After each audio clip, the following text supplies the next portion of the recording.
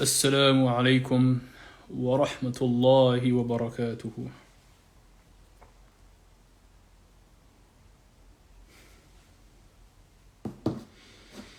Inshallah, we're going to start soon, and the live will be concerning, as they call themselves, the Muslim World League, as they call themselves, and concerning their Secretary General, as he calls himself, Muhammad al-Isa.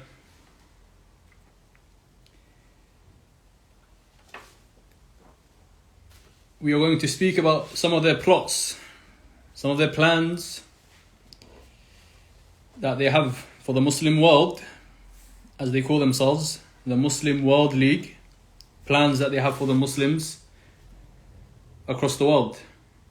We're going to speak a bit about them. We're going to speak about this person who calls himself Muhammad bin Abdul Karim al-Isa, if that's even his real name.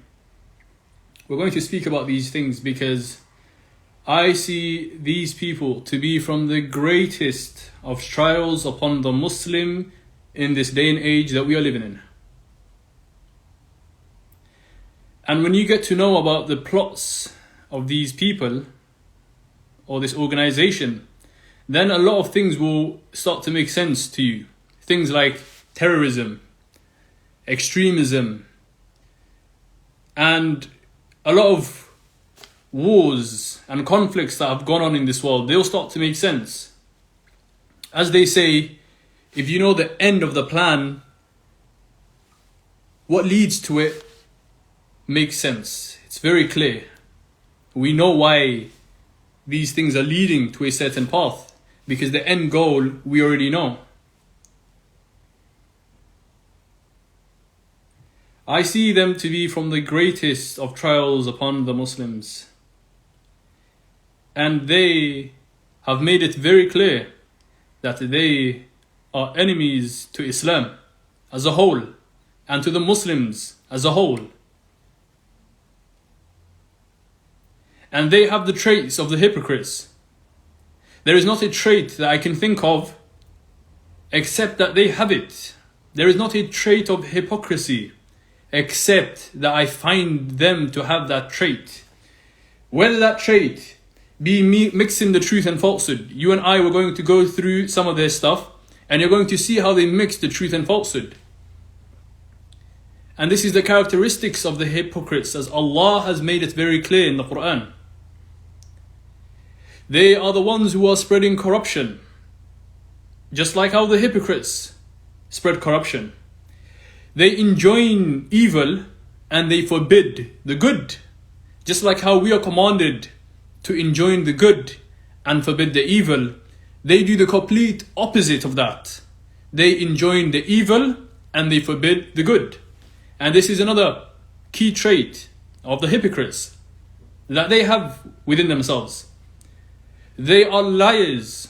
This is another clear sign of a hypocrite, as the Prophet ﷺ informed us. And it is known that the hypocrites are the worst of mankind. There is no one worse than the hypocrites. Hum asharrun nas. They are the most evil of mankind. And they are the ones who are going to enter the lowest pit of hellfire. They are the ones who are going to enter the lowest pits of hellfire. They are the worst of mankind. So what I have in front of me, and before I start, these are people and organizations that are attacking Islam. So I am seeking Allah's aid in being able to convey this to you, in being able to uncover their secrets and their plots and their plans against Islam and its people. And I am seeking a reward from Allah on this blessed month. And what better month to expose some of the most crooked criminals on the face of this earth than on the month of Ramadan. And I ask that Allah, He rewards me for this. And I am seeking His aid. What I have in front of me is the Geneva Final Statement.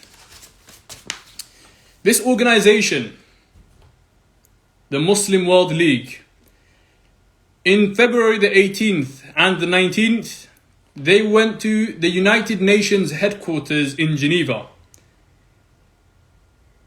And they were speaking about a topic, a certain topic, which was a conference on the initiatives to protect young people against extremist and violent ideas, implementation mechanisms, which was held at the United Nations. And who attended this? Muhammad bin Abdul Karim al-Isa, who is the Secretary General of the Muslim World League. He went there. And he called for some actions he called for. And there are pages which you can see here. There are pages that he's called. Over 21 points that he has mentioned of actions concerning this conference. It mentions a great number of people involved in the topic of the conference, including senior officials working in government, private sector around the world, along with religious people, politicians, thinkers, security personnel, academic practitioners in the field of education, psychology, and social scholars. So it's a group of people that came to attend this conference. So-called prominent religious and political leaders that included heads of governments, presidents of parliaments, and a number of parliamentarians and ministers concerned with the issues of extremism, violence, terrorism, religious freedoms, and combating hatred and marginalization from countries of the world. A lot of people came to this conference, and Muhammad al-Isa was one of them. And what Muhammad al-Isa took from this was to find some actions to take from this conference. And there's over 21 points that are mentioned. And we'll go through some of them. Point 1. Urge education institutions around the world to create curricula with interactive activities taught by trained teachers, specialized in formulating the minds of children and young adults in a sound manner, since this is considered an important factor in achieving stability, harmony, community development, in particular, national reputation, and the future of human peace in general. So this is point 1. That he is urging educational institutions around the world to create a curricula, taught by trained teachers, specialized in formulating the minds of children and young adults. You'd think these would be noble, honorable people. Who are these trained people? And what are they trained in? And what are they teaching these young children? And why do they want to go to the children and go to the young minds? Why? It's not for the sake of Islam. It's not for the sake of making Islam the highest. We'll go through it. So point 1A, to instill the firm belief in the inevitability of difference, diversity, and pluralism among people, since within its positive framework, it represents enrichment to mankind that boosts their capabilities and unity. So point 1A is to what? To instill the firm belief that it's inevitable. People will always differ. There's always going to be diversity. So you have to instill this belief in the minds. Diversity, pluralism, difference, different religions. This person's a kafir. This person's a mujrim. This person is a sodomite who engages in acts of sodomy. This person's an LGBTQ. This person's a liberal. This person's a socialist. All of these people, it's all differences. It's all differences. It's normal. Differences are bound to happen. But the interesting point here is point 1c. To cleanse children and young people's school curricula from any historical text or facts that would encourage conflict and hatred and incite hostility and racism. So we're going to go through these points. They want to remove and cleanse children and young people's school curricula from any historical text or facts that would encourage conflict and hatred and incite hostility and racism. They're trying to now mix the truth and falsehood together. And they're trying to make themselves seem as if they are people of peace and they are people who want goodness for mankind. If they truly wanted goodness for mankind, they would have spread Islam, not the nonsense of the disbelievers. So they are mixing conflict, hatred, hostility and racism. To them it's all the same. But alhamdulillah, as Muslims, there's a clear difference.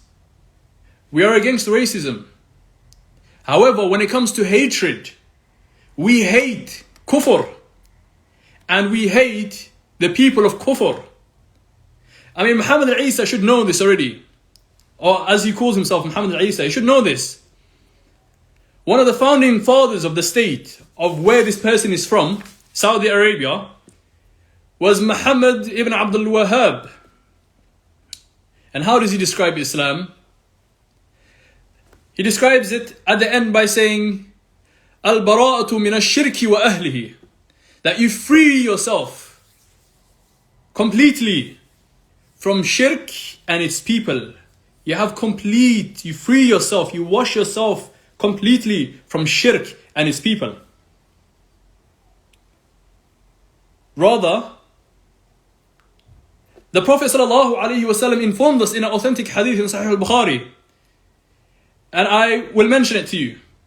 He ﷺ has informed us that whoever possesses the three qualities will have the sweetness and the delight of Iman.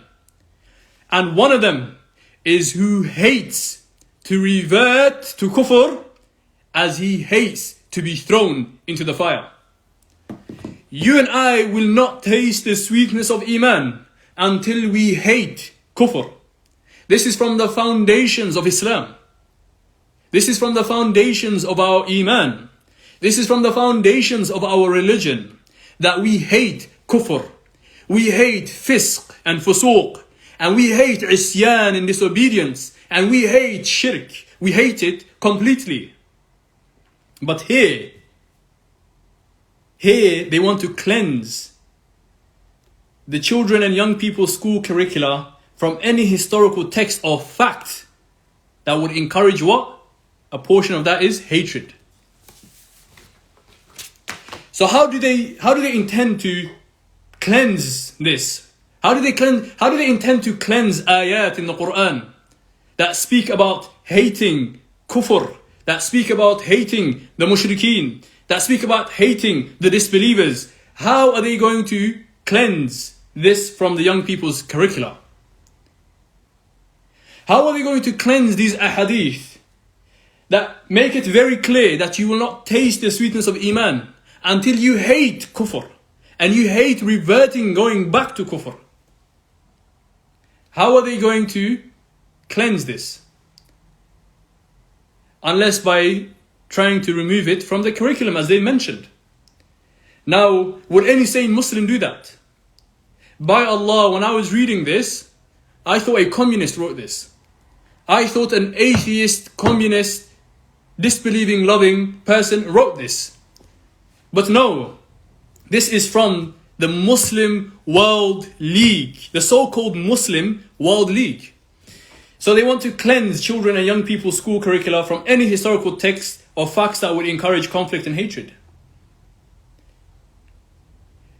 1D, emphasis must be put on the subjective equality among human beings. However, preference should be set equally amongst those who have great values, creativity, and benefit to humanity. So they keep speaking about these words and they keep using these words: benefit, peace, humanity. Just like the hypocrites. When it is said to them, do not cause corruption in the land, they say, we are peacemakers. This is how he's trying to make it out. They're trying to make it out to seem that they are peacemakers. But they are trying to destroy Islam bit by bit. Emphasis must be put on subjective equality amongst human beings. This is so general, meaning equality in religion, equality in gender, equality in everything, equality in everything. Everything is equal. This is what they want to put emphasis on. So, Muhammad al-Isa, who is the Secretary General of Muslim World League, this is what he's trying to bring into Saudi Arabia. He is trying to bring emphasis, on objective equality amongst human beings. And you know the reason why they use human beings. They use the word human beings because this is a commonality between a Muslim, a Jew, a Christian, a Hindu, a this, a gay, a non-gay, whatever, a man, a young, an old. What commonalities do they have together? Human beings. So that's what they mention here. The equality amongst human beings. Wallahu al-musta'an. So far there's nothing to do with Islam here. If you actually look at what they are trying to say, there's nothing to do with Islam here. Rather, it's clear what they're trying to do. And I'll mention it now. What are they trying to do? They are trying to call to atheism. Muhammad al-Isa is trying to call to atheism. The Muslim World League plans to bring atheism into the Haramain, into Mecca and Medina. They want to bring atheism into Saudi Arabia. They want to bring atheism into the Muslim world. Everywhere they want to bring atheism. Because there is nothing in here that Islam will accept except atheism. Only atheism will accept this. Islam will never accept anything that's here. Islam will never accept anything that's here. The only falsehood that will accept everything that's here is atheism. You won't even find a Christian, you won't even find a true Jew that will accept these things. It's atheist, a person who has no religion. A person who has no religion, a person who has no boundaries, a person who does not believe in Allah, a person who does not believe in Allah whatsoever, is the person that will believe in all of this. Equality of all human beings. Every human being is the same. Everyone's equal. You're gay, you're homosexual, you're a lesbian, you're a trans, you're a woman that identifies as a man, you're a Jew, you're a Hindu, you're a Buddhist, you like to bathe in poo, whatever it is. Everyone's equal. No one believes in this. No one believes that they're equal to every other person. Islam, Allah has made it very clear that the people of the truth are not equal to the people of falsehood. They will never be equal. The people of falsehood will enter hellfire. The people of kufr and fasad will enter hellfire. The mushrikeen will enter hellfire for eternity. And it is only the Muslims that will enter Jannah for eternity. So where is the equalness? They are not equal. They are not equal at all. But we know they plan to bring atheism into the Dar al-Haramain, into the lands of Haramain. They want to bring atheism and kufr and fasad and corruption into the blessed lands. And may Allah not grant them any success in any of this whatsoever.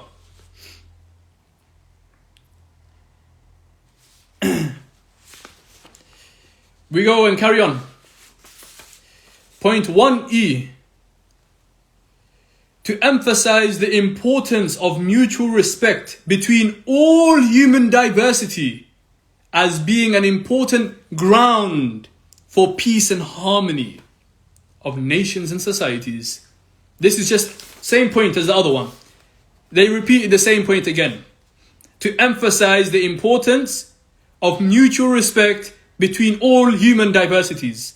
Again, trying to say, you as a Muslim, as a mu'min, as a muwahhid, as a Salafi, you have to respect. Okay? You have to respect what? You have to respect the mushrik, the one who lies about Allah, the Nasara, the ones that say that Allah has a son, the ones that say that Isa is one of the three. You have to respect the Yahud, the ones who killed the prophets. You have to respect the Mujrimeen, the ones that killed Muslims in Iraq, the ones who killed Muslims in Syria, the ones who killed Muslims around the whole world. You have to accept them and respect them. You have to respect them, even if they killed your mother, even if they lied to you about your Rabb, even if they denied and disbelieved in your Prophet sallallahu alaihi wasallam. You have to respect them. To emphasize the importance of mutual respect. By Allah, there is no respect. For the one who lies about Allah, there is no respect at all. And this is the beauty of Islam. And this is why they're trying to destroy the foundations of Islam so that they can bring their nonsense. Because Islam and its foundations never, will never, has ever, will ever accept any of this at all. Never. Never will it ever accept this at all. So we go to point 1F. We're just on point 1. There's over 20 something. Imagine. Wallahi, I thought. And I looked at this and I said, you know what? A communist could have wrote this. An atheist could have wrote this. You know what? Forget that. Someone who's LGBTQ could have wrote this. So we'll go and carry on. 1F. To provide and train students on skillful dialogue and how to deal with negative ideas and practices. So, to provide and train students. Look at the military words that are used. This is like lab rats. These are lab rats that they are trying to train. They are trying to train kids, young adults. They're trying to shape their minds. How to deal with negative ideas and practices. You're probably wondering, what is this negative idea and practices? And what is this extremism that they're talking about? What is this terrorism that they're talking about? In short, it is Islam. That is it. In short, it is Islam. Because Islam calls for you to hate kufr, to hate shirk, to hate evil. To hate it. But these people, oh no, if you hate, you're an extremist. If you hate, you're a terrorist. If you hate, this is a negative practice. If you hate, you're this and that. You know what? They even say that they do not call for Islam to dominate. Wallahu musta'an. They do not call for Islam to dominate. Wallahu musta'an. Was Islam sent on this earth to be dominated or to dominate? Was Islam sent on this earth to be dominated or to dominate? When the Muslims took over the lands of the Byzantine and they took over the lands of the Persians and they took over so many countries, okay, was that so that Islam is dominated or that they dominate Islam? So that the Nasara and the Yahud, they pay the jizya? Was Islam sent down to be dominated or to dominate? They say we don't call for Islam to dominate. Wallahu musta'an. No Muslim would say this. No sane aqil would say this. But you know who would say it? A munafiq from the zanadiqa. A kafir would say this. A homosexual would say this. A person of falsehood would say this. They would say this. And I want you to understand this. They want us to be distracted with ikhwanis and kharijis and this guy is what is he? He's a mumayya from the mumayyi'een and there's this person and there's that person. Whilst they are sitting down together every day, every year. They're sitting down together every year, okay? And they're planning and they're plotting to bring atheism into Islam. You know, they cry, they say Iran's coming to Saudi Arabia. The Rafida are coming to Saudi Arabia. You got a person who's bringing atheism to Saudi Arabia. You got a person, Muhammad al-Isa, who's bringing atheism to Saudi Arabia. He's bringing atheism to the land of the Haramain. He's got connections to the president of who? Sudais. And what does Sudais look after? You know Sudais, the reciter. What does he look after? The Haram in Mecca and the Haram in Medina. And he is connected to Muhammad al-Isa as well. Whether he knows if they're bringing atheism into Saudi Arabia or not, That is besides the point. I don't care whether he knows or not. He is just a part of the plot and he's aiding this whether he knows it or not. Abdurrahman as-Sudais, the Qari, the reciter, he's the one who's looking after over the affairs of Makkah and Medina, Masjid al-Nabawi and Masjid al-Haram in Makkah. So you have a person who's connected to a person who's trying to bring atheism into Makkah and Medina. May Allah not grant them any success at all.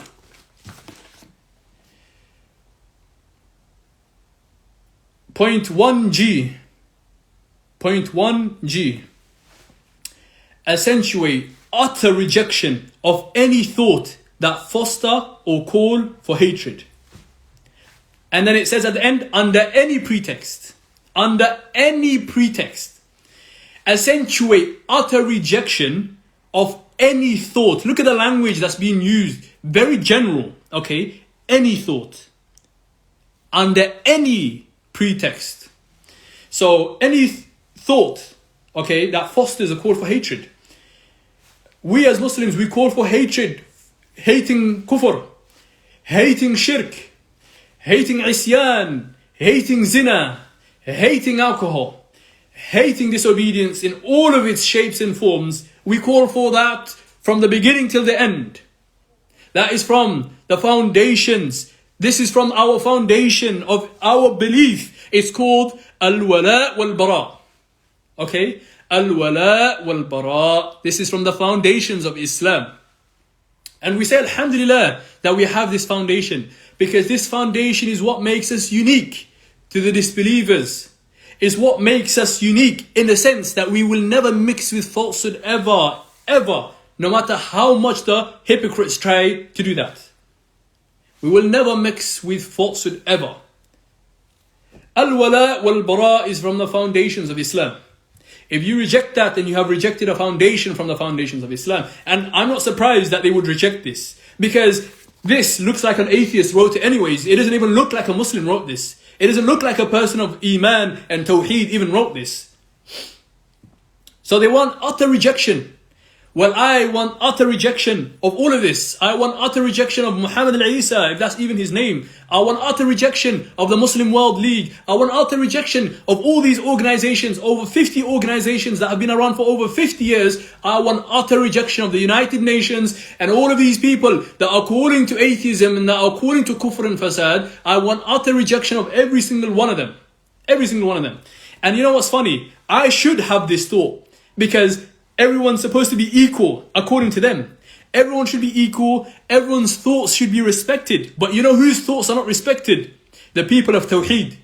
The ones who are not respected, the ones whose thoughts aren't respected are the people of Tawheed. Why? Because they want utter rejection. But what happened to equality? What happened to accepting all thoughts? What happened to accepting everything? What happened to all of that? So you're accepting LGBT and atheism and Hinduism, but when it comes to someone who is calling for al-wala wal-bara, person who is calling to Tawheed, to worship Allah alone, let me see quickly, what did Ibrahim say to his people? What did Ibrahim say to his people? He said, Allah says, قَدْ كَانَتْ لَكُمْ أُسْوَةٌ حَسَنَةٌ فِي إِبْرَاهِيمَ وَالَّذِينَ مَعَهُ إِذْ قَالُوا لِقَوْمِهِمْ إِنَّا بُرَآءُ مِنْكُمْ وَمِمَّا تَعْبُدُونَ مِنْ دُونِ اللَّهِ كَفَرْنَا بِكُمْ وَبَدَا بَيْنَنَا وَبَيْنَكُمُ الْعَدَاوَةُ وَالْبَغْضَاءُ أَبَدًا حَتَّى تُؤْمِنُوا بِاللَّهِ. Okay? حَتَّى تُؤْمِنُوا بِاللَّهِ وَحْدَهُ. Allah says, you already have an excellent example in Ibrahim and those with him. When they said to their people, we totally disassociate ourselves from you and shun whatever idols you worship besides Allah, we reject you.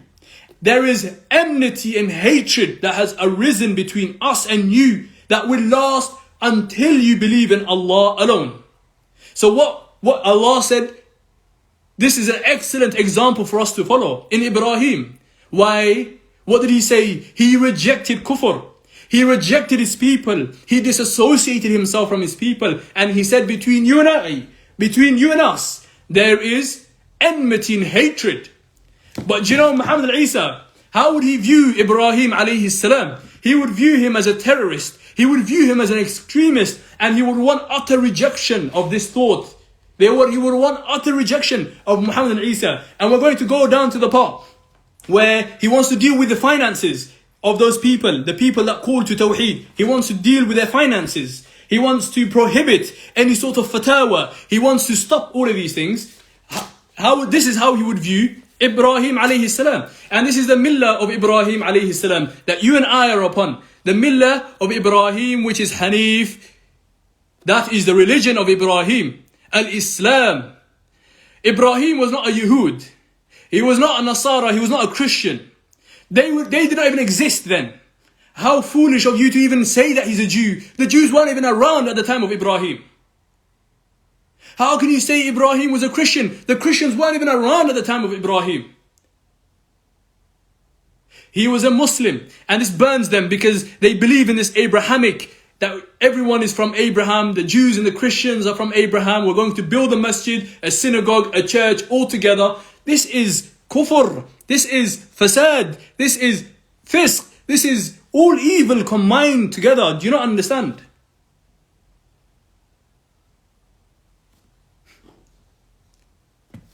So you don't want the teachings of Ibrahim. You don't want the kids to learn about Ibrahim. Why? Because he calls for what? Having enmity and hatred for the people of shirk and kufr. So what do you say about Ibrahim? What do you say about Muhammad sallallahu alayhi wasallam? Look at the disrespect they're showing to these people. Look at the disrespect they're showing to Islam. And this is the so-called Secretary General of the Muslim World League. This is the so-called previous Minister of Justice of Saudi Arabia. Wallahu al-musta'an. Wallahu al-musta'an. So we're going to carry on. Point 2. Responsible authorities in each country must create effective programs to enhance the family's role in shaping the mindset of children. Okay? So now the parents have to be taught how to raise the children. The parents, there has to be a special effective program that's created for the parents. Why? To shape the mindset of the children and the young. You're wondering, why do they want to brainwash the young or the children? It's because their minds are easy to trick.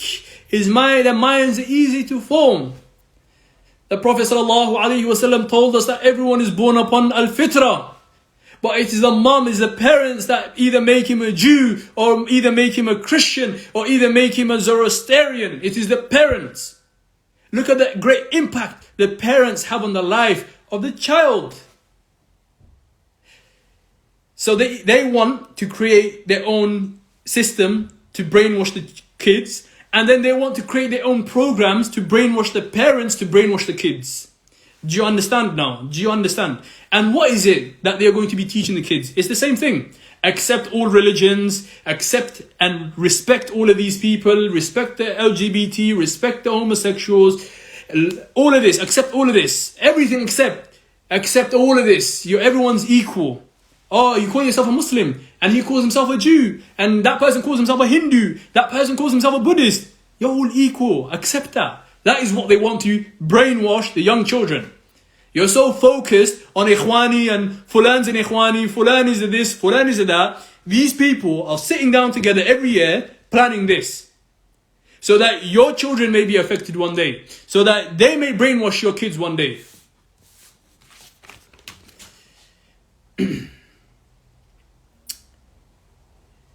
They said responsible authorities in each country must create effective programs to enhance the family's role in shaping the mindset of children and young adults and directing towards a more pacifist way. That's the key word they use here, pacifist. So you have to direct the minds of the young children to a more pacifist. Do you know what pacifist means? You don't believe in war at all. So how do you call yourself a Muslim but you don't believe in any war at all? What happened to jihad? What is jihad? What is fighting? Fi sabilillah. What is fighting the people? Fi sabilillah. What is all the battles that the companions went through? What are all the battles that Muhammad sallallahu alaihi wasallam went through? Were they not wars? Were they not battles? You're rejecting all of this because you want people to go to a more pacifist way. Why? Because the one who understands about jihad, the one who understands about jihad, the one who accepts jihad, the one who would die fi sabilillah is a threat to you. He's a threat to you. They don't want any threats. They want everyone to be pacifist. No wars. We don't believe in wars. Everyone, forget about wars. They want everyone to be pacifist. Islam has nothing to do with pacifism. The disbelievers are the ones that came up with pacifism. We don't believe in pacifism. Why are you putting pacifism? Why do you want the children's mindset to be shaped towards a pacifist way?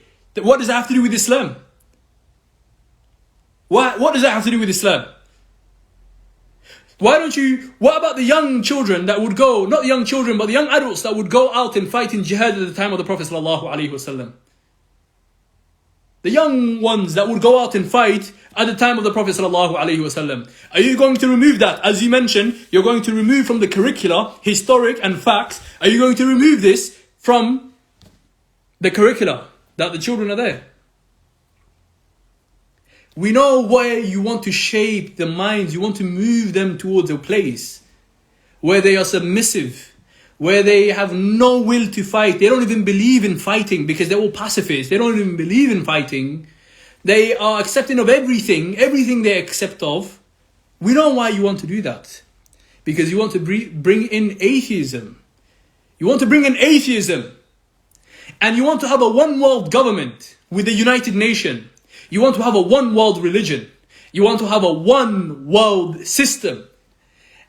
And who's going to be the head of that system? It's not the Muslims. The disbelieving mujrimeen, the disbelievers are the ones that are going to be leading the system.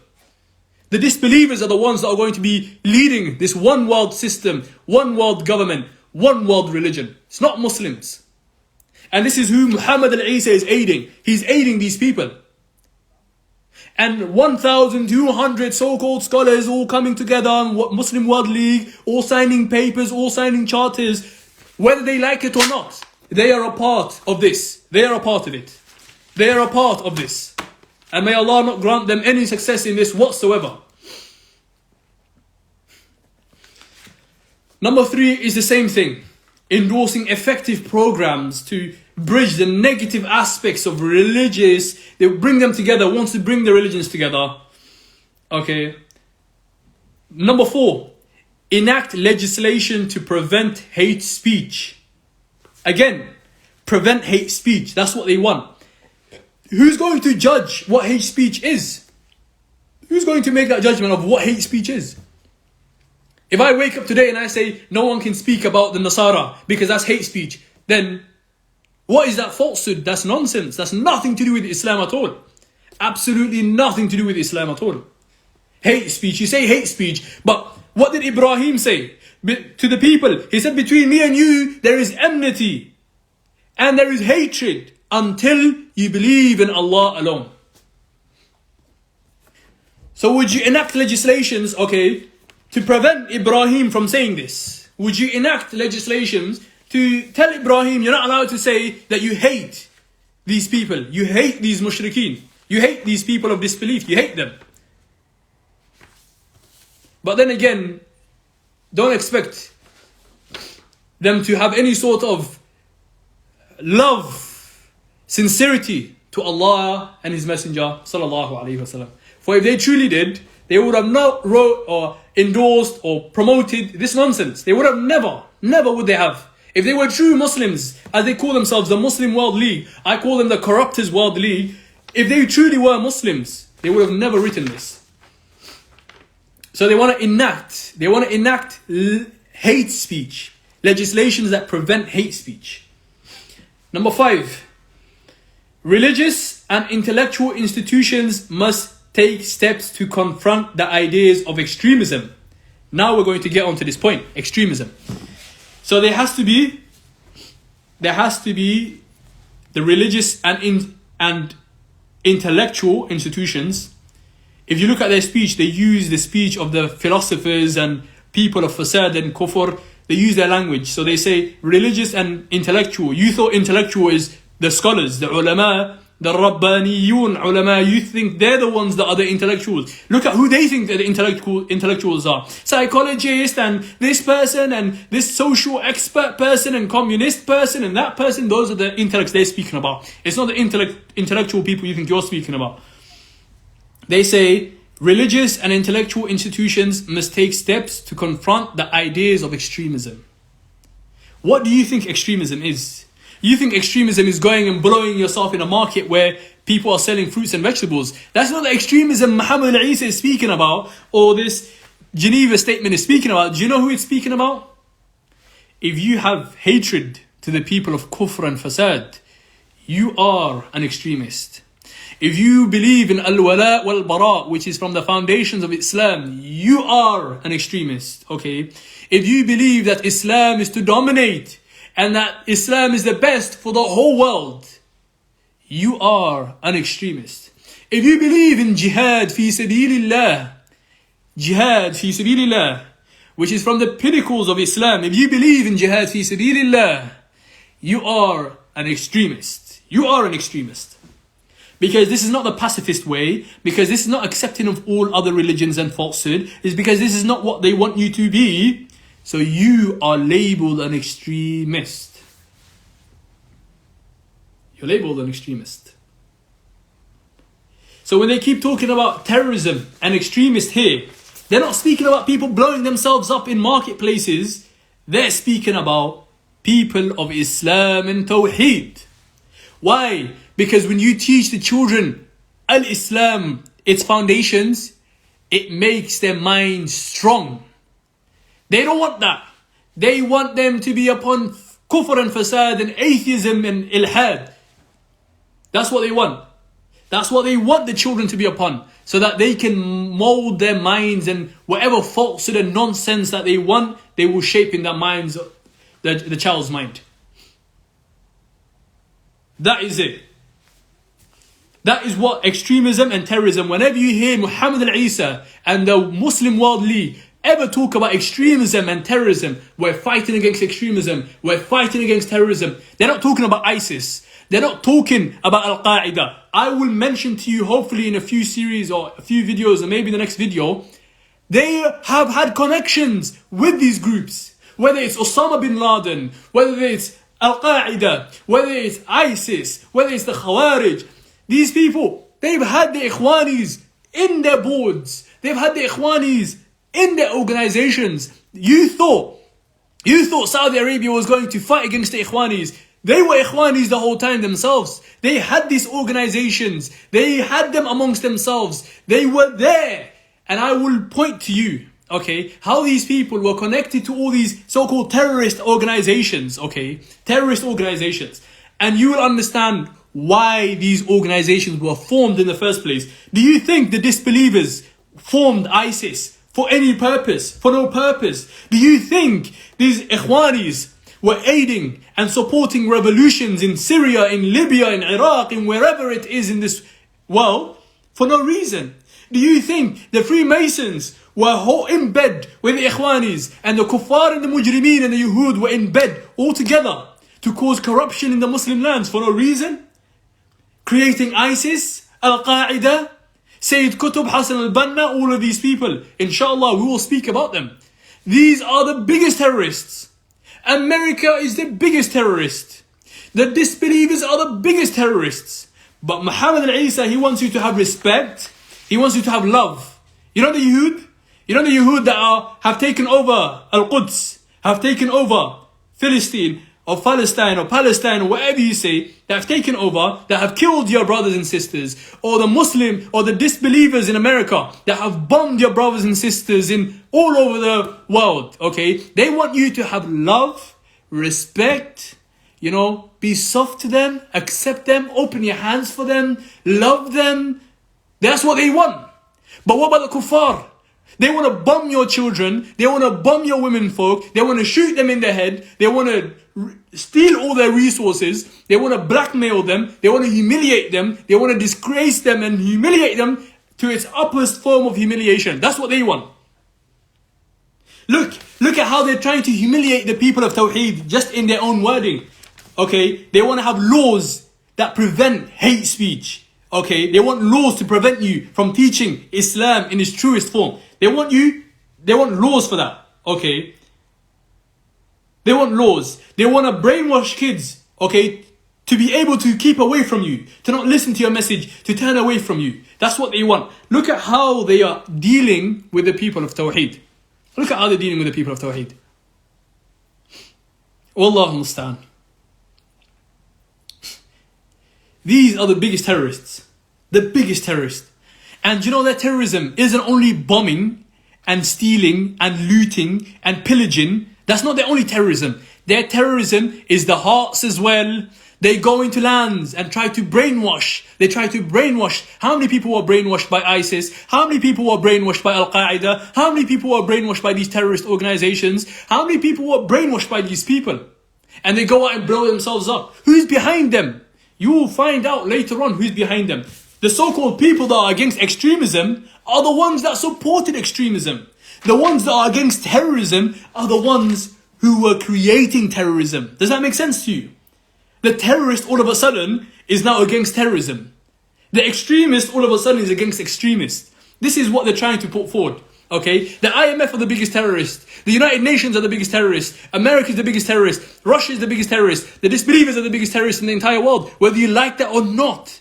There is no love for them. There is no respect for them. There is no honor for them. There is no dignity for them. They will enter hellfire for eternity. Whether they like it or not. This is something that has to go to Muhammad al-Isa. Whether, you know, I even doubt his name being Muhammad al-Isa. Because when you put Muhammad, they try to big him up. They say he was born in Mecca. Muhammad is his name. Put the link together. Muhammad and Mecca, what does that remind you of? They say the founder of Islam. They say the founder of Islam. It reminds you of the founder of Islam, Muhammad. Even though Muhammad is not the founder of Islam. Islam has been way before Muhammad sallallahu alayhi wasallam. So, look, they're trying to say his name is Muhammad al-Isa and he was born in Mecca. You put them two together, Muhammad. His name is Muhammad and Isa is in his name as well. Who is Isa? Isa is, who worships Isa? The Nasara worship him. So, the Muslims, so he's got the aspect of Muhammad and he has the aspect of Isa. You know, the Muslim here and then the Nasara here because they worship Isa. You know, that look, communication, interfaith, bring together. The Nasara and the Muslims, look, his name is Muhammad al-Isa. He was just made for all of this. That's why I don't even believe his name to be Muhammad al-Isa. If someone told me his name ends with a ski or it ends with a whatever it is, like a Yehud, then I wouldn't be surprised. I really wouldn't be surprised. And you know, there's not a lot of people that are speaking about this. That are speaking about this organization, Muslim World League. Maybe because there's a lot of influence behind them. There's a lot of world leaders behind them. There's a lot of finance behind them. There's a lot of so-called intellectuals behind them. Because there's a lot of so-called people that are in charge of justice and in charge of the court system, in charge of whatever they're in charge of. So they may feel scared for their life, that they're going to be imprisoned, or they're going to send a few people to shoot them in the head, or whatever it is. They may be afraid, but no one should be afraid to clarify the falsehood of these people, because they are trying to bring atheism into Dar al-Haramain. They are trying to bring atheism into the world, the Muslim world. And if you don't accept their way, then they have certain things for you. They have certain things. They speak about what they're going to do to you. Don't worry. They speak about it. So, number 7. Inviting all platforms of religious and intellectual influence to present a speech that goes beyond addressing feelings, emotions and spirit to address logic and reality. Logic is the word. They like to use the word logic. They won't ever use Quran and Sunnah. They won't use, the naqal. They will use the aql. They want aql. Who else uses aql? Philosophers, people of falsehood, people of disbelief, atheists, whatever it is, even though they are the dumbest of people, even though they have the lowest intellect of all of mankind, their intellect is even worse than the cattle. Their intellect is even worse than the cattle. But they want religious and intellectual influence to present a speech. So they want a Yahud to come and present a speech to you. They want a Buddhist to present a speech to you. They want a Hindu to present a speech to you. They want an atheist to present a speech to you. They want a gay person to present a speech to you. They want all of these people to present a speech to you. What? Look at this. They want you to be open to falsehood. Listen to all of it. Is this Islam? This has nothing to do with Islam. Absolutely nothing to do with Islam. And you call yourself the Muslim World League. Where is the Muslim? I don't see the Muslim in this. I don't see the Muslim in this. I see the atheism. I see the socialism. I see the atheism. I see the communism. I see all of these isms, but I don't see Islam. Where is Islam? Where is the Muslim? So how do you have the audacity to call yourself the Muslim World League?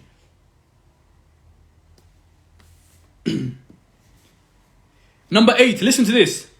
It is prohibited to export religious fatwas and religious ideas out of the jurisdiction of their spatial circumstance on the basis that enlightened religious thought takes into account the change of fatwas. They want to play around with the fatwa now. They want to play around with fatwa. And how can they play around with the fatwa? Do you want to know how the Muslim World League can play around with the fatwa? They have the Islamic Fiqh Council. The Islamic Fiqh Council that has over hundreds of so-called scholars, okay, that are giving fatwas out, are a part of the Muslim World League. So if you want to know how they're going to come up with their own fatwa, that has nothing to do with the Quran and Sunnah. These are the atheistic fatwas. These are the communist fatwas. These are the disbelieving fatwas that they're going to come up with that has nothing to do with Islam. How are they going to make that up? I don't know. Maybe go through their council, their Islamic Fiqh Council, that are a part of them. Maybe. Wallahu al-musta'an. Prohibited to export religious fatwas. What? How is this even Islam? Where did they even get this from? Wallahu al-musta'an. Number 9, to prohibit any religious financing that comes from abroad for the benefit of a certain internal parties. Anyone. Prohibit any religious financing. Let's say you know a muwahhid who's calling towards the Quran and Sunnah in Libya. Okay? And let's just say I am in Saudi today. And he's a faqir. Let me just give him some money. Okay? Let me give him some money to aid his da'wah. Da'wah of calling to Tawheed, in calling to hate the disbelievers, in calling to hate the mushrikeen, in calling to destroy the idols, all of that. I can't give him money because they want to prohibit any religious financing. So I can't send him money. How is that going to happen?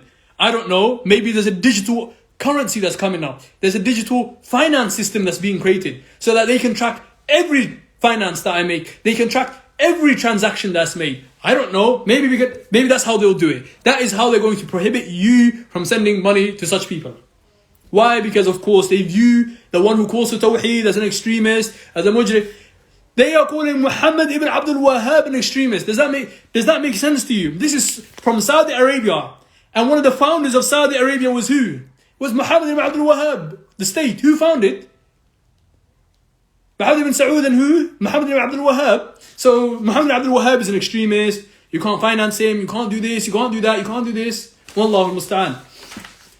And I thought you had so much honor for al-Shaykh, al-Shaykh. You know what al-Shaykh is? From the family of Muhammad ibn Abdul Wahhab. That doesn't have any meaning anymore. If you view him as an extremist, he has followed Islam. Look at how he describes the people of Islam and Tawheed. Look at the foundations that he has informed us about of Islam. It's hating the disbelief. It's hatred for kufr and fasad and evil.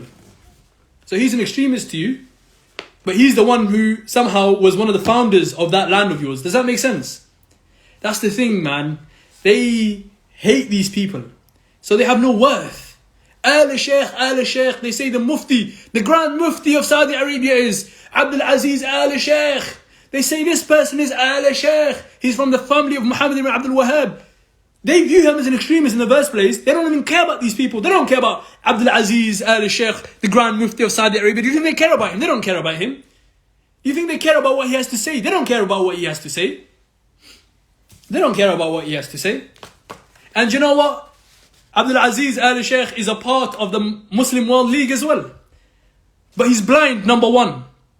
And how is he a part of an organization that is trying to bring fasad and atheism and kufr into Dar al-Haramain? Well, I've been informed that there are people that are around Abdul Aziz al-Sheikh that you can't tell him. You can't tell him certain things. You can't speak to him about certain things. Army, there's certain things that you can't speak to him about. So, from this, I am making an excuse for the Sheikh, for the Mufti, that he does not know what is going on. That he's not informed about what's going on. And if he does know, then indeed his hisab is with Allah Azza wa Jal. And whether he knows or he doesn't know, he's a part of this. He is a part of it. Whether he knows it or not, whether he's ignorant or not, he's a part of it. Atheism, kufr, communism, socialism, liberalism, all these isms that you can think about, feminism, whatever ism you can think about, he's a part of. Inshallah, this gets to him. Hopefully it gets to him. Get past the army, get past these people that are around him first. But he's a part of it as well. Sudais is a part of it as well. Sudais is a part of it as well. Don't worry, there's going to be a lot of names that are mentioned. I will expose those people that are part of the Muslim World League. The ones that are trying to bring kufr and fasad, whatever the name is. I don't care if they are the greatest of the great mufti, of the greatest land. I don't care. The truth is more beloved. The truth is more beloved to me. Okay? I will name them. Whether it's Yusuf Estes from America, whether it's Fulan from that country, whether it's Fulan from that country. There are over 1,200 so-called world leaders or influential scholars that are part of it. And when you find the scholars that you somehow may respect in there, don't be surprised. Don't be surprised.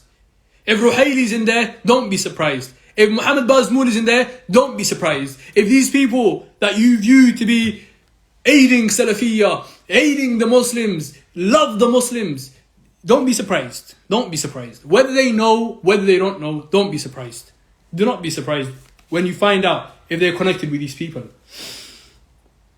Number 10, to prohibit the training of clerics outside their spatial conditions or recruiting trainers from abroad.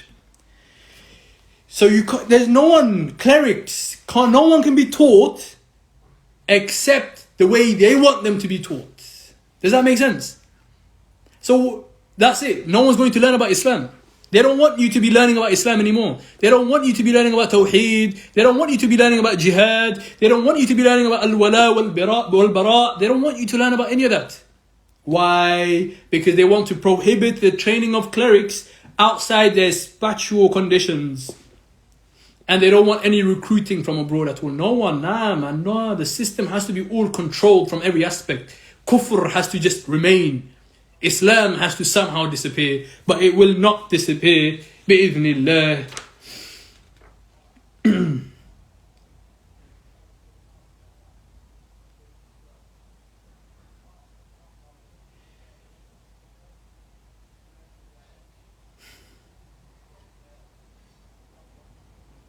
Enact legislation, which is part 13.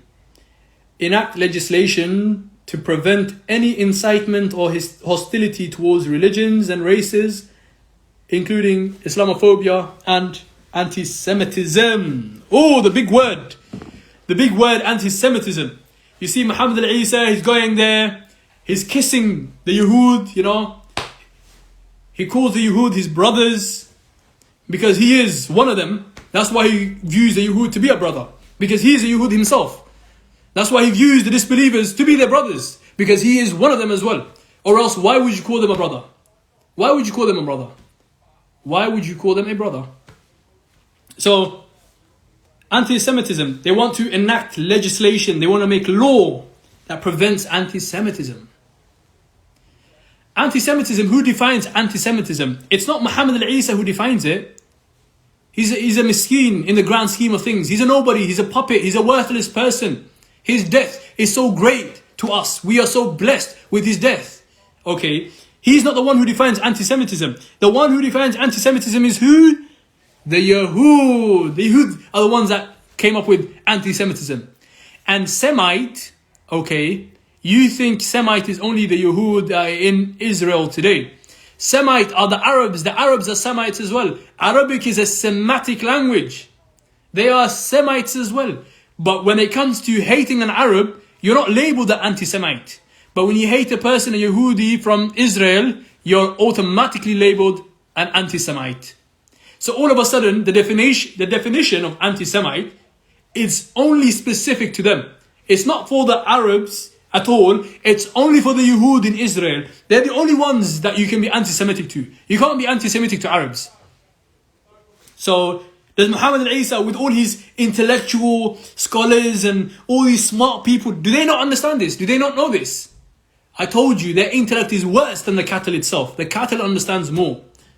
You know, the cattle that grazes the land understands more and has greater intellect than these people. So they want to have legislation to prevent anti-Semitism. Why do they want to do all of these things? They want to bring the Yehud into Saudi Arabia, that's why. They want to bring the Yehud into Saudi Arabia.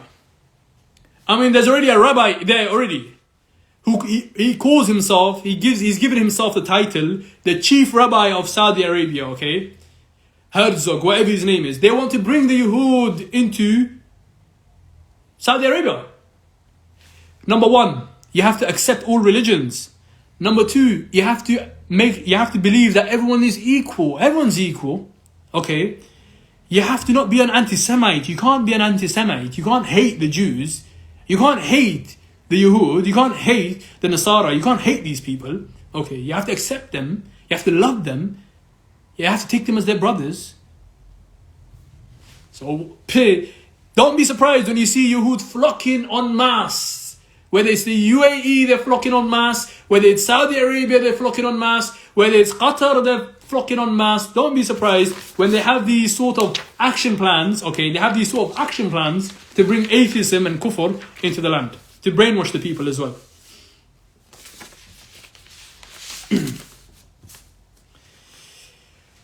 14, they want to urge religious leaders to organize youth activities for dialogue and work on religious and humanitarian partnerships. Okay? To support efforts to world peace. Do you know they keep using world peace, world peace, world peace? These people have been around for hundreds of years. Where was the world peace for hundreds of years? Where's the world peace in World War I that they brought about? Where's the world peace that they brought about for World War II? Where's the world peace for the 20, 30 million people they killed in China? Where's the world peace for the 20 million they killed in Russia? Where's the world peace for the million people they killed in Iraq? Where's the world peace for the many people they killed, the many Muslims they killed around the world? Where's the world peace all of a sudden? All of a sudden, this guy woke up from the sleep and he said, you know what? World peace. But do you know what world peace? There's a condition for world peace. World religion, world government. If you don't accept the world religion and you don't accept the world government, there's no world peace. So everyone is frantically all afraid. Everyone is scared. You have to accept atheism. You have to accept atheism. Everyone has to accept atheism or else there's no world peace. World peace to the bin. You will never bring world peace to the... You are people who are evil, mujrimeen, who worship Iblis. You will never bring peace to the world.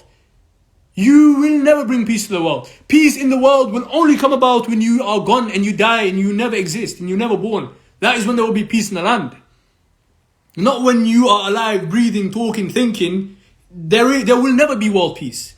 Even when you have your one world government, even when you have your one world system and one world finance and one world currency, you will bring corruption amongst the land because you want to kill people. UNESCO, there's an article by an individual that is on the UNESCO website that says that there's so much world population, there's so many people in this world, over 100,000 people have to keep dying every day. 100,000 people have to die every day to reduce the world population. That is the criminality of these people. They're actually thinking, man, there's so much people in this world today. Even though you can fit the whole world's population in the state of Texas. You can fit the whole world's population in the state of Texas. But they are so afraid of mass population, overpopulation. And they talk about killing 100,000 people having to die every day. How are they going to die? Starvation, wars, whatever it is. You will never bring peace. You will never bring peace. The hand of world peace is never in your hand. It has never been in your hand. Atheism will not bring peace. Disbelief will never bring peace. The only thing that will bring peace is al-Islam in its pure form in totality. Nothing else. Everything else, rejected. They talk about world peace, world peace. They will never bring world peace. Number 15. Religious freedom is a human right. Okay? Is a human right that cannot be neither forced on others nor forfeited. No method of abuse or marginalization may be practiced because of it. There is no Islamic land then. What is the jizya for? The jizya that the Nasara and the Yahud pay, what is it for? If there's no marginalization, where is the difference? There is no difference for you. That's the thing. You're an atheist. You're from the people of disbelief and hypocrisies. Everything is equal to you. Everyone's the same to you. Everything is equal. Everything is one to you anyways. You don't view and even see religion. Atheists don't see religion. Religious freedom is a human right. Human right. Human rights that was established by the United Nations has nothing to do with Islam. We have our own huquq and our own rights that Allah has given us. That is far more perfect, far more complete than the nonsensical human rights that the disbelievers have come up with. Allah has informed us about the rights of the neighbors, the rights of our bodies, the rights of our families, the rights of our parents, the rights of the orphans, the rights of the widows, the rights of the animals, the rights of the environment. Allah has informed us about all of our rights. Our rights is the most complete and the most perfect form of right. Accept Islam and you will have the complete form of rights. Not this human right. Religious freedom is a part of human right. Muhammad Isa, he accepts human rights. You know how I know he accepts human rights? Because he calls for it. And what is a part of human rights? Religious freedom. Have any religion you want. So where is the Islamic land? The Islamic land is gone now. There is no Islamic land. What Islamic land is there? Okay, and democracy. Democracy is also a part of human right as well. It's one of the key tenets of human right. Democracy. So what happened to the kingship and what happened to the Islamic land? What happened to this land? There is no Islamic land. They're bringing democracy there. Prime Minister Fulan, President Fulan, Secretary General Muhammad Isa, all these titles, Prime Minister. There is a position now called Prime Minister. Where did the Prime Minister come from? Where did Prime Minister come from? Where did the Secretary General, where did these titles come from? United Nation, land of the disbelief, Wallahu musta'an. Democracy, yeah? Democracy. So Muhammad Isa wants to bring democracy. He wants to bring atheism. He wants to bring kufr and fasad. He wants to bring accepting all religions into Dar al-Haramain. 17. Values with their openness, tolerance, and cultural logic are the real victors in objective dialogue. Wow. Wow. With their openness, the more open you are to every falsehood, the more open you are to kufr and fasad, you are the real victor. No, you're not. You're the loser. You're the loser. He wants you to die as He wants you to die as a kafir. He is doing Iblis's work. He wants you to die as a kafir. He wants you to enter hellfire for eternity. You're not a victor. You're a loser. Allah has said you're a loser. Allah has said that you are a loser. But Muhammad al-Isa or the Muslim World League or the Geneva Statements or whatever it is, they are saying that you are the victor. Look at the falsehood. Look at the falsehood. 19. Disdain of religions is an absurd practice. Disdain of religions is an absurd practice. Look at this. Do you know what disdain means? It means hating. Hating of religions is an absurd practice. If you hate the Jews, if you hate the Buddhists, if you hate the Hindus, if you hate these atheists, that is a disgusting, absurd practice. Wallahu understand. So Ibrahim, who we are supposed to follow, hates the people of Kufr, but this wants you to think that hating or having any sort of disgust or disdain for other religions is an absurd practice. Who would say this except an atheist? An atheist would say this. An atheist would say this. Because an atheist views every religion to be the same. An atheist views every religion to be the same. Every religion is the same. That's how they view it. So how can one person hate another religion? How can one religion hate another religion? Wallahu musta'an. There's many more. But it's been long. It's been very long. So I'll mention a few more points and that should be it for today. Just so you understand. Okay. Allah says in the Quran, وَاعْلَمُوا أَنَّ فِيكُمْ رَسُولَ اللَّهِ. And keep in the midst that Allah's messenger is in your midst. But this is not the beginning. The ending is what I want you to read. You can read the whole ayah. But I want you to read this bit. وَلَكِنَّ اللَّهَ حَبَّبَ إِلَيْكُمُ الْإِيمَانَ وَزَيَّنَهُ فِي قُلُوبِكُمْ وَكَرَّهَ إِلَيْكُمُ الْكُفْرَ وَالْفُسُوقَ وَالْعِصْيَانَ أُولَئِكَ هُمُ الرَّاشِدُونَ. ولكن الله حبب إليكم الإيمان وزينه في قلوبكم. But rather Allah has placed love. Okay?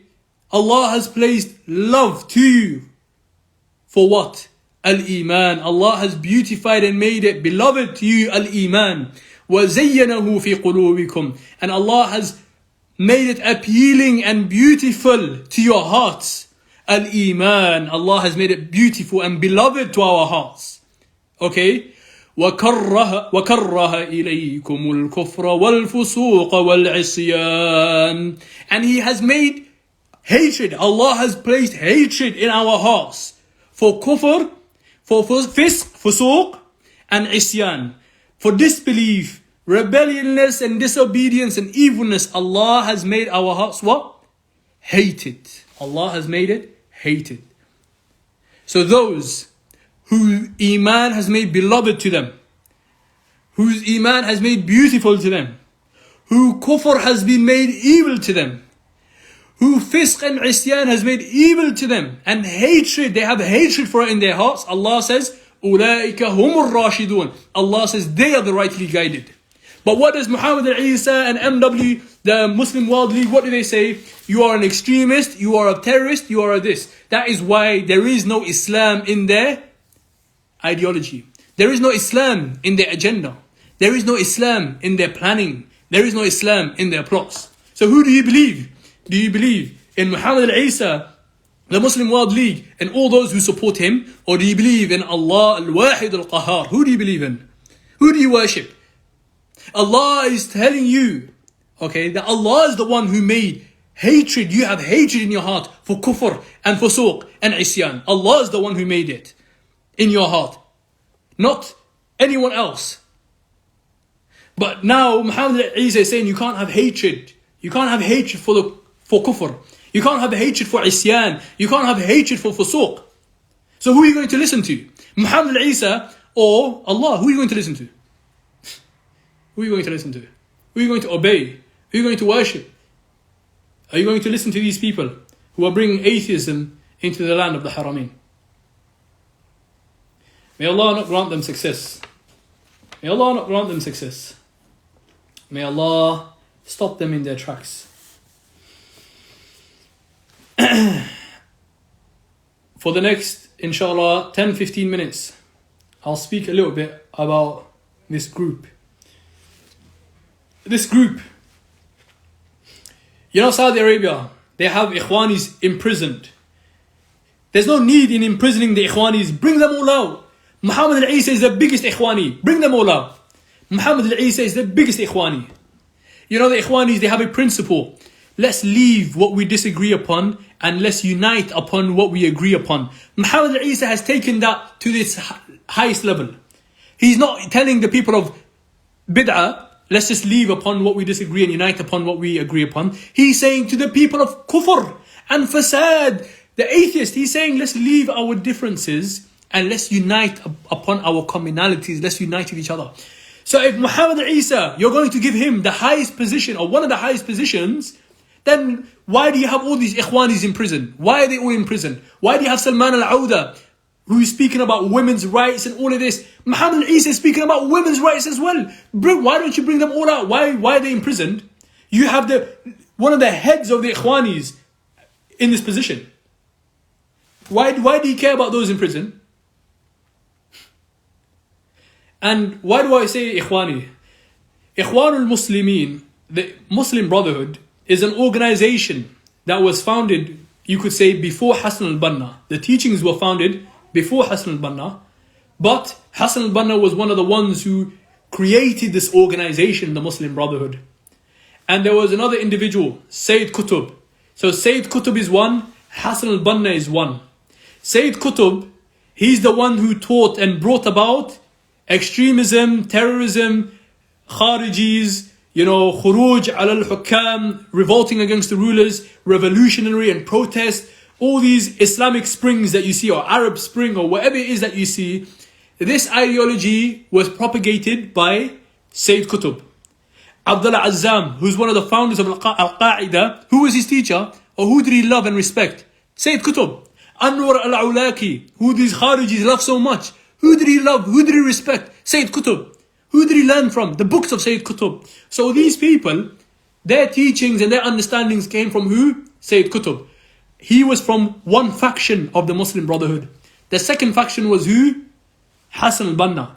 And Hassan al-Banna, what did he used to teach the people? He was a Freemason. Sayyid Qutb was a Freemason. The Muslim Brotherhood is a Freemasonic organization. Where did they even get brotherhood from? They got that brotherhood from the Freemasonic organization. They're Freemasons anyways. So Hassan al-Banna, he taught the people brotherhood.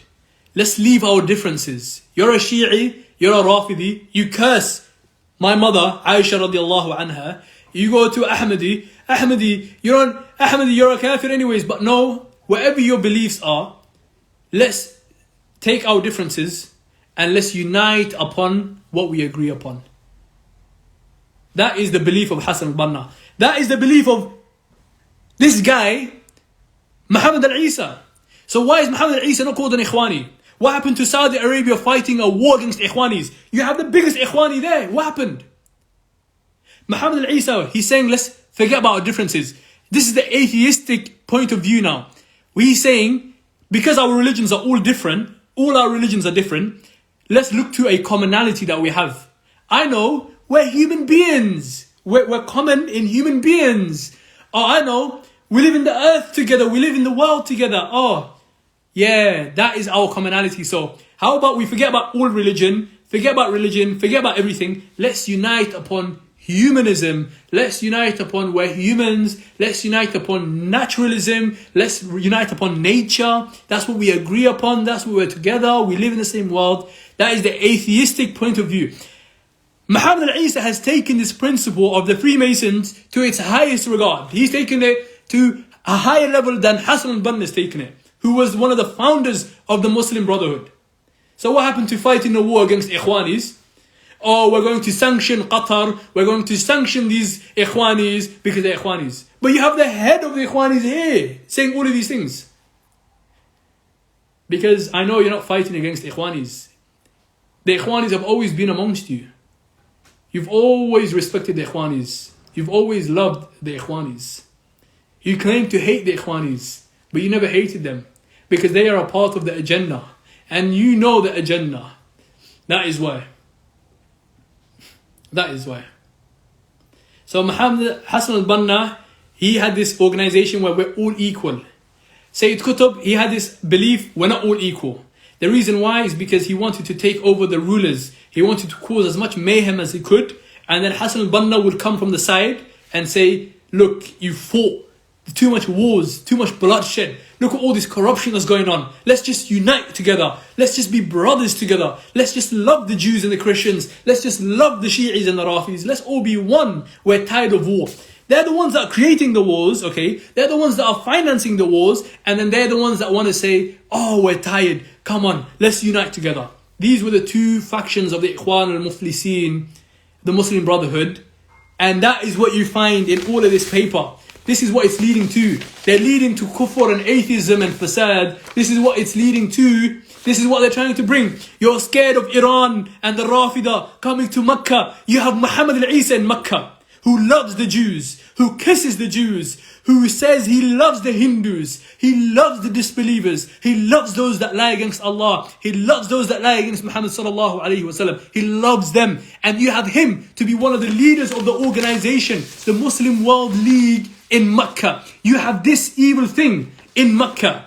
And you want to talk about Iran and Houthis in Yemen, and Iran is coming from there. You have Muhammad al-Isa, who wants to teach your children atheism, who wants to teach your children to accept every falsehood, who wants your children to die upon kufr and fasad, who wants to stop financing anyone who talks about Tawheed in its true form. He wants all of this. And Muhammad al-Isa is connected to Abdurrahman Sudais, who is the one who is the head of Mecca, the Masjid al-Haram in Mecca and Masjid al-Nabawi. So what do you think is going to happen to the Muslims? How do you think they're going to go do Umrah and Hajj when these people are the ones that are behind it? If you believe in Allah Azza wa Jal, and you call upon Allah alone, and you call for hatred for kufr and fisq and fasad, do you think they're going to allow you to go to Hajj? Do you think they're going to allow you to go to Umrah? Come on. Look what they are trying to do. They are trying to get at the Muslims from every angle. Why do you think the Hajj and Umrah has a portal, online portal, that only one group control? You don't control it. Your dad doesn't control it. A group of people control it. And if those group of people don't want you at all, they don't want you to speak about Tawheed, they don't want you to be a Muslim, they don't want Islam, what Umrah do you think they will allow you? When you have to go through their system, you have to go through their online portal.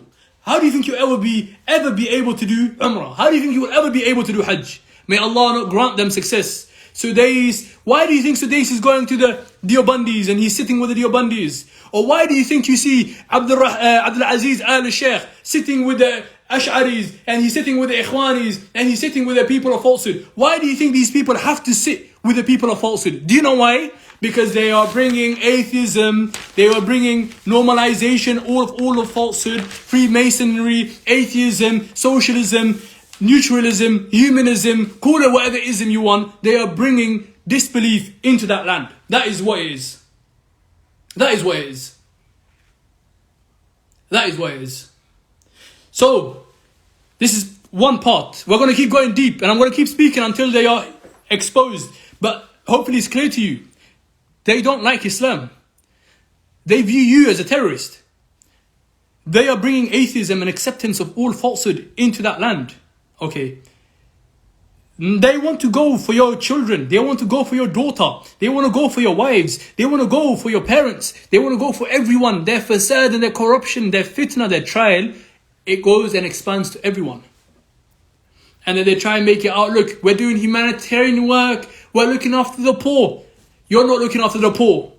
You liars, you deceptive people. Just because you throw some money just to legitimize what you're doing. You can never legitimize what you're doing in the sight of Allah Azza wa Jal. You are criminals in the sight of Allah Azza wa Jal. Muhammad al-Isa, if that's even your name might be a Jewish name because you love the Jews. You love the Hindus. No Muslim loves the Jews. No Muslim loves the Hindus. So you must be a Jew or a Hindu. Your name might be a Hindu name, or your name might be a Jewish name. I don't even know if your name is Muhammad al-Isa. I don't even know if your name is Muhammad al-Isa. You're a criminal. You are a criminal. Okay? You are a criminal. Muslim World League is a criminal. The 1,200 people that are on that board, they are aligning with criminals. And they are aiding criminals, whether they know it or not. Whether the Grand Mufti of Saudi Arabia, Abdul Aziz al-Sheikh, knows or not. He is a part, whether he likes it or not. May Allah allow this information to get to him so that he can speak. And I make dua. There's a lot that's going on.